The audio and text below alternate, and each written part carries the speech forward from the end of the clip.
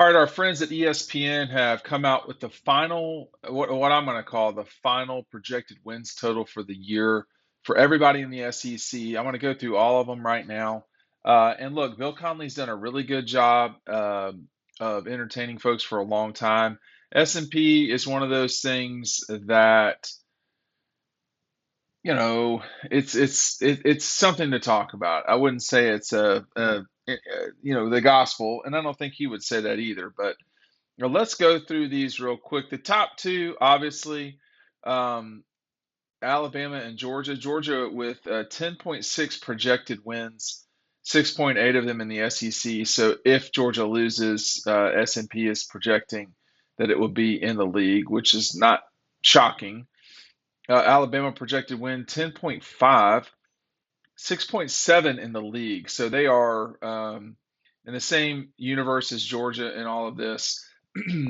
I do, it drops off what I would call significantly after that. Ole Miss at 8.2 projected wins, Kentucky at 8.1, Texas A&M at 8, Tennessee at 8, both of them. It would be, um, I bet you if you got people in the room and you told, if you took a bunch of Tennessee fans and took a bunch of Texas A&M fans and shoved them in the room together and said, "Hey, y'all are going to have the same exact season," I wonder if anybody would be excited. I think that Texas A&M fans would be going crazy, like pissed off crazy. But hey, it's what it is. In theory, let's just see how the season progresses. The Gators at 7.1 wins, Arkansas at 7, Mississippi State at 6.8. So those three in a kind of a cluster together there around the 7 win mark. Auburn at 6.6, and then LSU at 6.5. Now, Bill Connelly will tell you that it's really hard to project situations like USC and LSU because of a new head coach, new quarterbacks, all sorts of new at LSU. Anyway, South Carolina at 6 for projected wins, Missouri at 5.9, and then Vanderbilt at 2.4. It, if you're looking at this, the notion would be that 13 SEC teams would go bowling, and that would be a significant accomplishment for the league, let me tell you. But I just a couple of these jump out to me. Obviously, Alabama and Georgia at 10.5, respectively. It's essentially 10.5. I mean, Georgia at 10.6. I mean, I think that that is an indication that everyone views the East as a little bit less difficult than the West. With that said, though, I mean, the S&P has more Eastern teams in Georgia, Kentucky, Tennessee, and Florida higher in the higher end of the league as far as win totals are concerned than the West, which is Alabama, Ole Miss, and Texas A&M. I do not think that the West, that the East is a better division, but that's me. So what can I say? There's also this notion that everybody would be beating up on Vanderbilt and sort of who is the worst Western school. If the worst Western school is Auburn, that would, that's significantly they're better in theory than South Carolina, even though South Carolina beat them last year. So um, I don't know, but this season for Georgia is going to come down to the stretch of November games. I'll include the Gators in that, even though they're right on top of Halloween. That run from Florida to the Kentucky game, that's going to determine the season for Georgia. Because let's just say they've lost a game at the beginning of the season. Let's say that they lose to, I'll say at South Carolina, which I do not think they will. But let's just say they do. They can't lose the rest of the way. I mean, there's no margin for error until you lift the national championship trophy.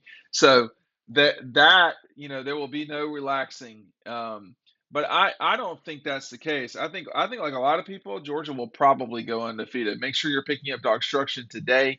I have them ready to roll out. That's not always the case. They fly off the shelf so fast. It's an in-depth look, 80 pages, hardcover.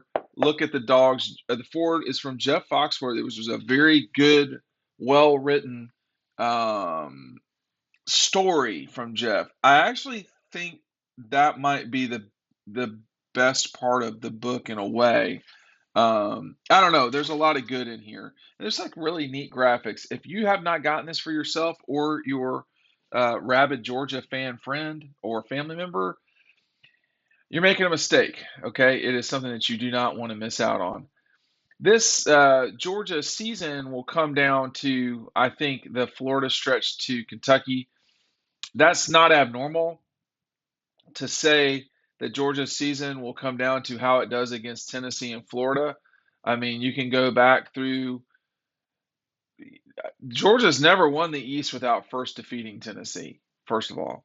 So since they split into divisions 30 seasons ago, we've never seen Georgia get to Atlanta without first defeating the Vols 02, 03, 05, 11, 12, 17, 18, 19, 21.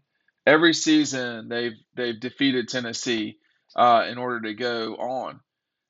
I don't know that Tennessee is more important. They probably are right this second than the Gators, but traditionally it really is what happens with Georgia and Florida because the winner of that game has gone on to represent the division the vast majority of the time. And even if it's not the winner of that game, Georgia and Florida have won all of the Eastern Division.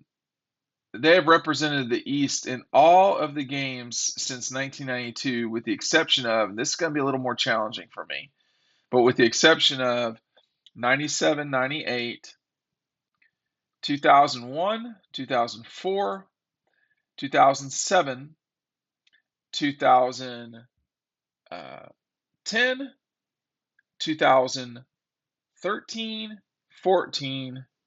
I believe that's it.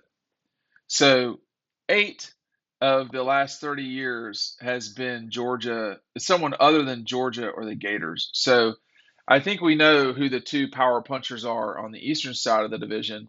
It's just that Florida's last decade was really rough, and there's plenty of discussion that Billy Napier knows what he's doing and that he has got what he needs to move forward. My caveat with that, because I'm not saying I believe that necessarily, my caveat on that front is the recruiting is not necessarily where you want it to be if you're them.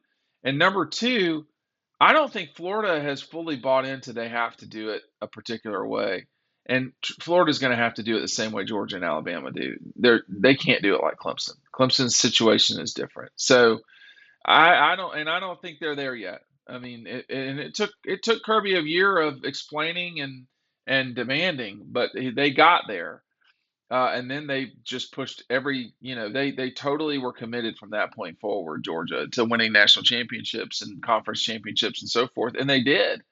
Um, it can't be surprising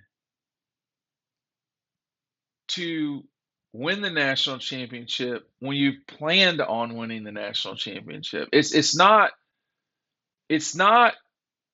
Kirby's fault that they won it in spite of all of the obstacles in the way and in spite of a fan base that cannot help itself but figure out how to be negative. I mean, now that's changed some. That's changed some. I don't think I wouldn't say there's tons of delusional Georgia fans. The fans that I experience that are Georgia people, they find out they're looking for that gray cloud. It makes them comfortable. Um, I remember one of my wife's uncle is a big South Carolina fan and a big donor, and I asked him a long time ago what it was like for them in the 2010 run from 2010 to say 13. I mean, they were beating Clemson's brains. They beat them 5 years in a row by double digits. Both teams were ranked. I mean, it was like the pinnacle of gamecockness. And he said that it was such a strange feeling that they were waiting for something to go wrong all the time. And that as soon as they I can't remember, like in 15, when they started, like everything was unraveling with Steve Spurrier, he said that was a much more comfortable position for him and people he knew because that's what they had known forever. And they were comfortable with that. They felt like that was, who they are. Georgia fans have not, they don't quite know how to, it's going to be hard for them to get through this time. As much potential as Georgia's had through the years, and they've always had potential, they've never capitalized on it like they have these last few years. Georgia's been dysfunctional in many ways. And I think that if Kirby doesn't have multiple national championships by the end of this decade, that will be a disappointment. And maybe Georgia fans will be much more comfortable in their skin at that point. But it's what you get used to. And, Florida State in the 80s and to some degree the 90s, well, the 80s and 90s for sure, they were used to winning. They have not been used to winning for 20 years. I mean, they had a great 2013 and a great 2014. But besides those 2 years in this century, it's been rough going for Florida State, certainly compared to the 20 years before that. The Gators, that 10 years, not good that we've been through here lately. So Georgia's going to have to get used to fans that they should be doing this. This is something that should be happening. That's always hard for them to. It's hard to change, and Georgia fans are trying to change, and it's not easy.